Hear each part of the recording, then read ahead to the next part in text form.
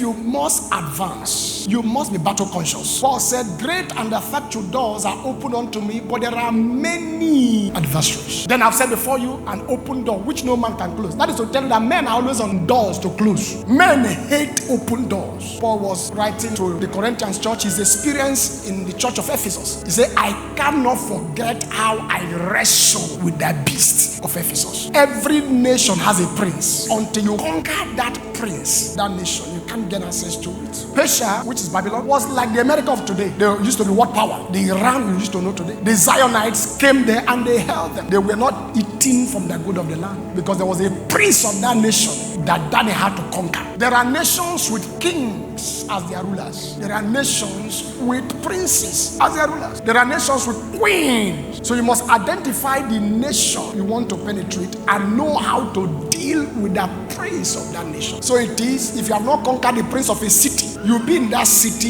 you still look like a stranger. The revelation is not about traveling to a nation. Is the door of that nation opened to you? That's the revelation. Any man that must advance must war with the spirit of Pharaoh. You must. Hey, I've given you the land of Sihon, the king of Heshbon. If you must take over his land, that is Deuteronomy 2:24, you must contend with him in battle. Every land has a ruler. Every land. Contend with him in battle. And do you know why I love our race? We don't fight for victory. We fight from victory. We fight from a dimension that victory is settled already. I will contend with them that contended with thee, and I will save your children. If the battle become bloody, they shall drink their own blood like sweet wine, and they shall eat their own flesh. You must contend. Pharaoh has prominent characteristics. Number one, Pharaoh is a king spirit. It's a ruler spirit. You know, when they talk about Pharaoh, people think it's just a human being. Pharaoh, number two, is a position. No matter what your name is, as soon as you are given that position to be the king of Egypt, your name becomes Pharaoh. You know, people think Pharaoh is just a particular king. No, it's a position of authority. Read that Bible very well. You now see that there was no name given to that Pharaoh, physical name. It was just called Pharaoh. When that one died,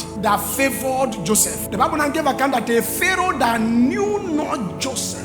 As soon as you enter that position, whatever name you answer will be taken away. You begin to answer Pharaoh. So the name Pharaoh, or the description Pharaoh, is not just a person as you think. Is a spiritual name. God, Jehovah himself, created that particular spirit and called the spirit Pharaoh. Number three, Pharaoh is a mandate. One is a king spirit. Two is a position, authority. Then number three is a mandate. So when you hear Pharaoh, just know that this one is a mandate. For the scriptures say that God told Pharaoh. So he hears from God. I have appointed you for this very purpose of displaying my power in you and to spread my fame throughout the earth. So Pharaoh is a bandit. God is aware of him. He's not a human being as you think. Though he's manifesting in a human body, but the manifestation is to establish a mandate.